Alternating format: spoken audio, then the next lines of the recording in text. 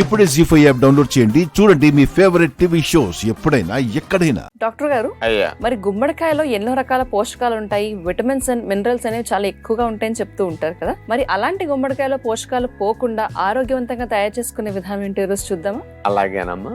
100 గ్రాముల తీపి గుమ్మడికాయ తీసుకుంటే 25 కిలో క్యాలరీల శక్తి లభిస్తుంది. అంటే గుమ్మడికాయ తీపి కాబట్టి ఎక్కువ బరువు పెరిగిపోతామేమో, షుగర్ వచ్చేస్తుందేమో అనుకుంటుంటారు. అలాంటిదేమీ కాదు. పూర్వం రోజుల్లో ఇలాంటివేమీ లేని రోజుల్లో వెజిటబుల్స్ ను కూడా స్వీట్లు తయారయడానికి ఉపయోగించేవారు. ఈ పద్ధతిని మళ్ళీ ఈ రోజుల్లో మనం చేసుకుంటే ఎలా ఉంటుందో ఇప్పుడు చూద్దాం.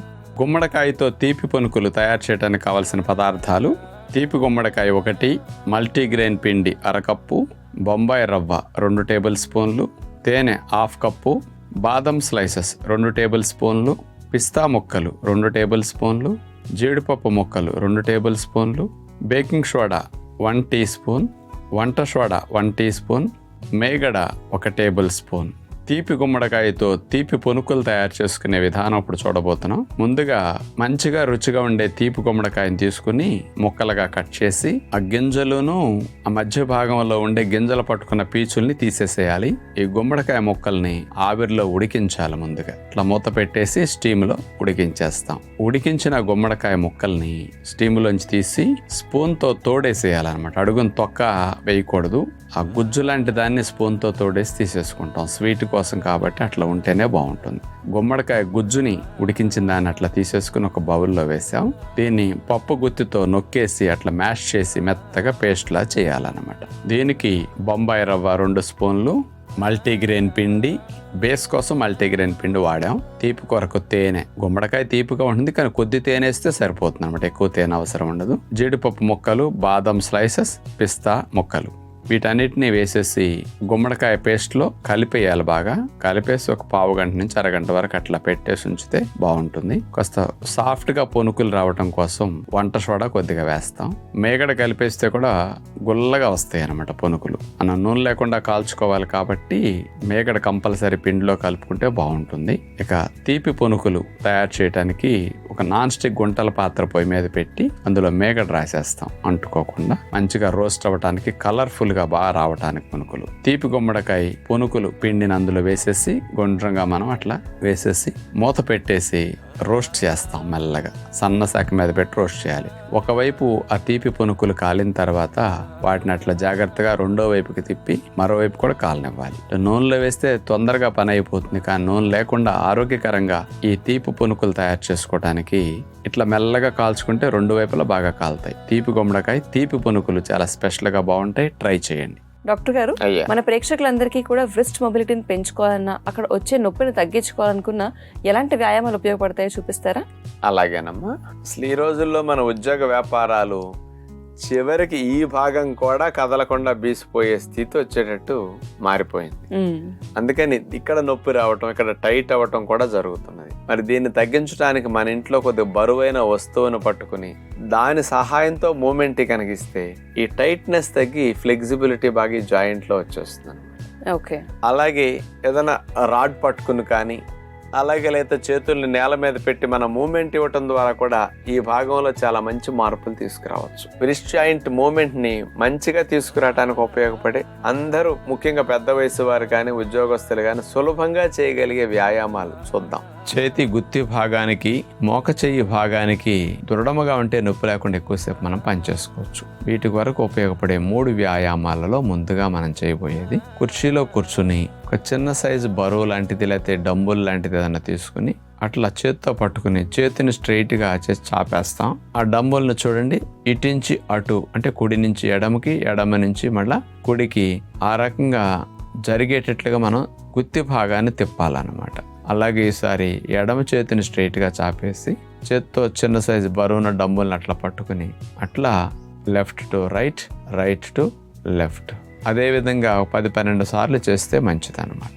ఇక రెండవది, మనం ముందుకు వంగి మోకాళ్ళ మీద మోక చేతులు ఆనేటట్లా పెట్టి కూర్చుని కుప్పుడు భాగాన్ని కింద నుంచి పైకి, పైనుంచి మళ్ళీ కిందకి అట్లా మూమెంట్ చేస్తూ మోక చేతుల దగ్గర ఆనించాం కాబట్టి కేవలం గుత్తి భాగమే కదులుతుంది. ఇలా కదలటం ద్వారా మరి ఈ జాయింట్ భాగం బాగా దృఢపడి నొప్పులు లేకుండా పనిచేసుకోవటానికి బాగుంటుంది అనమాట. ఇలా ఒక 10-15 రౌండ్స్ చేయగలిగితే చాలా మంచిది. ఇక మూడవ వ్యాయామం లైట్ వెయిట్ బ్రిక్ ఒకటి, అంటే ఇటుక లాంటివి తీసుకుని 2 చేతుల మధ్య భాగంలో అట్లా పెట్టేసి పట్టుకోవాలి దాన్ని. అంటే చేతులు నొక్కటం ద్వారా ఇటుక పడిపోకుండా అట్లా ఉంటుంది. ఆ తర్వాత చేతుల్లోని డంబులు అట్లా పెట్టుకుని 2 చేతులను అట్లా పైకి లేపి నొక్కుంచుతాం, ఇటుక పడిపోకుండా ఉంటుంది. గుత్తి భాగాన్ని అట్లా గుండ్రంగా తిప్పాలి. 2 చేతుల గుత్తి భాగాన్ని 0 చుట్టినట్టుగా అట్లా తిప్పటం ద్వారా గుత్తి భాగానికి చాలా చాలా మేలు జరుగుతుంది అనమాట. చాలా మందికి మోకచేయి భాగంలో వచ్చిన నొప్పి లాంటివి తగ్గడానికి ఇది బాగా ఉపయోగపడుతుంది. చూసారు కదండి, మరి రిస్ట్ మొబిలిటీని పెంచుకోవాలనుకుంటే కనుక ఆ ఏరియాలో ఎక్కువగా మూవ్మెంట్ ఇస్తేనే ఈ వ్యాయామాల ద్వారా అక్కడ నొప్పి తగ్గే అవకాశం ఉంటుంది. కాబట్టి మీరందరూ కూడా ఆ నొప్పిని తగ్గించుకోవడానికి లేదంటే రాకుండా నివారించుకోవడానికి కూడా ఈ ఎక్సర్సైజెస్ ని ప్రయత్నించి చూడండి. డాక్టర్ గారు, మన శరీరంలో నిత్యం ఏదో ఒక వింత జరుగుతూనే ఉంటుంది. మన శరీరమే ఒక వింతల మషిన్ గా చెప్తూ ఉంటారు కదా. మరి ఈ రోజు దేని గురించి మాట్లాడబోతున్నారండి? కంటి గురించి ఉన్న వింతల విశేషాలు ఒకసారి చెప్తే బాగుండు అనిపిస్తుంది. తప్పకుండా. చంటి పిల్లలుగా మనం పుట్టినప్పుడు మొదట 2-3 నెలలు 4 నెలల పాటు పిల్లలకి బ్లాక్ అండ్ వైటే కనపడుతుంది, కలర్ కనిపించదు. 3-4 మంత్స్ తర్వాత ఇక కలర్ విజన్ రావటం అనేది డెవలప్ అవుతుంది. మనం 1 నిమిషానికి 15-20 సార్లు కళ్ళు ఆపుతుంటాం. అట్లాగే 24 గంటలు సంవత్సరానికి లెక్కలేస్తే ఎన్ని కోట్ల సార్లు అండి. మరి ఇట్లా కళ్ళు ఆర్పటానికి సమయం అయితే సెకండ్లో 1/3 వంతు సమయం సరిపోతుంది. మరి అంత తక్కువ టైంలో ఇట్లా ఆర్పటం ద్వారా కన్ను పై భాగాన్ని శుభ్రంగా లోపల క్లీన్ చేసుకుంటూ ఉంటుంది అనమాట. న్యాచురల్ క్లీనింగ్, న్యాచురల్ గా మాయిశ్చరైజ్ అవ్వటానికి మంచిది అనమాట. మనకి ముఖ్యంగా ఈ కంటిలో చూపుకి కలర్లు రావటానికి కూడా కావలసినవి మరి కోన్స్, రాడ్స్ ఇవన్నీ ఉంటాయి కదా.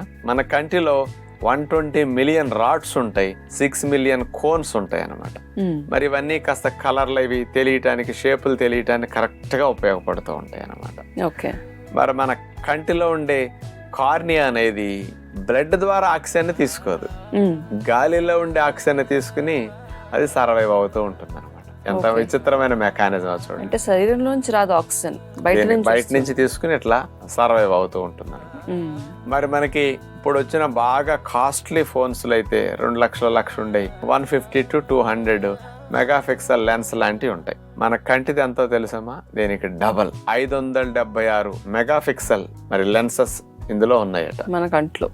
ఇంతవరకు అట్లాంటి కెమెరాలు ఇంతవరకు తయారు చేయలే. అంటే అంతంత పవర్ఫుల్ లెన్స్ మనలో ఉన్నాయి అన్నమాట. మరి ఇట్లాంటివన్నీ తలుచుకుంటే మరి అంత విశేషమో చూడండి. అందుకనే సర్వేంద్రియానాం నయనం ప్రధానం. ఎంతెంత విచిత్రాలు కంటిలో ఉంటాయి అనేది ఇంకా చెప్పుకుంటూ వెళ్తే చాలా ఉంటాయి.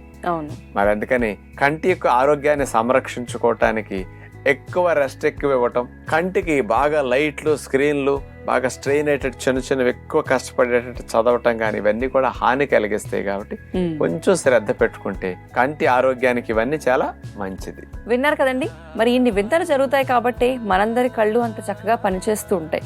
మరి ఇంత బాగా డిజైన్ చేయబడ్డ కళ్ళని మనం ఆహార నియమాల ద్వారా పాడు చేసుకుంటున్నామని డాక్టర్ గారు ఎప్పటికప్పుడు చెప్తూనే ఉంటారు. మరి మన ఎపిసోడ్ లో భాగంగా కంటి ఆరోగ్యానికి ఉపయోగపడే విటమిన్స్, ఆ విటమిన్స్ లభించే ఆహారాలు కూడా చెప్పారు. కాబట్టి ఆ ఆహారాలను తీసుకుని మీ కళ్ళను సంరక్షించుకుంటారని ఆశిస్తున్నాం.